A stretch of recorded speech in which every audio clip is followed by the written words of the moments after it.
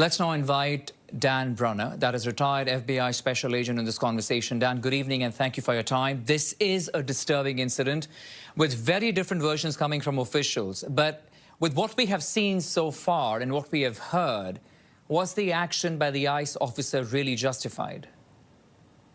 And in plain terms, no. It's very difficult. So we received extensive training as FBI agents, as ICE officers. They received very similar training on how to conduct a vehicle stop, how to conduct yourself at a scene. One of the things they teach you is do not walk in front of a vehicle which you are attempting to confront. And that's to avoid such a situation where someone may drive and start to becoming a threat. You don't want to do that. But here's the thing is, based on what we're seeing, that officer immediately put himself on the driver's side quarter panel and started to move out of the way when the vehicle and his wheels started to turn to the right, which indicates it was fleeing. It was not attempting to attack him. There were no other officers in the line of the vehicle sight, so therefore the officer's shooting of the incident should not be justifiable. He needs to be able to articulate that he felt that his life was in danger. Now, there are 3 shots that were fired. The very first shot, where he was near the front of the vehicle, that could be articulated. But the second and third shots, he shot into the vehicle as it was driving away from him. And it clearly states in the deadly force policy for immigration, for ICE, you cannot fire at a vehicle that is fleeing the scene of a crime or the scene of it. What he should have done was move himself out of the way, and then they pursue the vehicle, get the license plate, and then further investigation. But firing those shots, the first one may have been difficult, may be able to articulate, but the second and third shots, he shot into the window of the driver's side, which cannot be articulated. It's going to be very difficult for this ICE officer to not be charged by Minnesota State for any types of charges.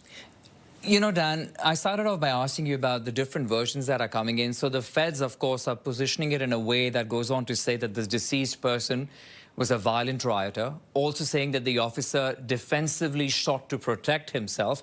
And then we've also heard that this was an act of domestic terrorism, trying to push this narrative already.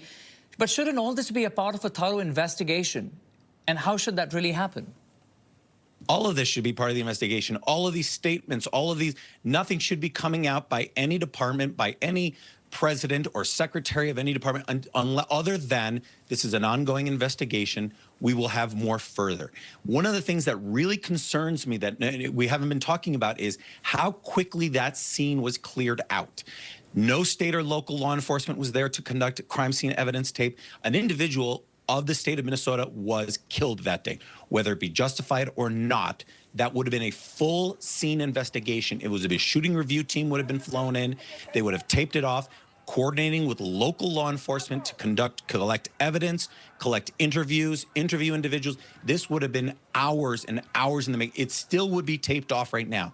They cleared out of there in under 2 hours. They cleared out the evidence. They cleared out the vehicle. They did not cooperate with local law enforcement. This, to me, is so many problems with this situation that they did not coordinate with local, because they knew the individual the agent who shot conducted the shooting, he left the scene within minutes of the shooting. That would never have occurred with the FBI or any in previous administrations. Everyone stops on scene, everyone would be interviewed, evidence would be collected. So there's lots of problems here. Right, so many questions indeed. Former FBI Special Agent Dan Brunner, appreciate your time. Thank you for joining us, Dan. My pleasure.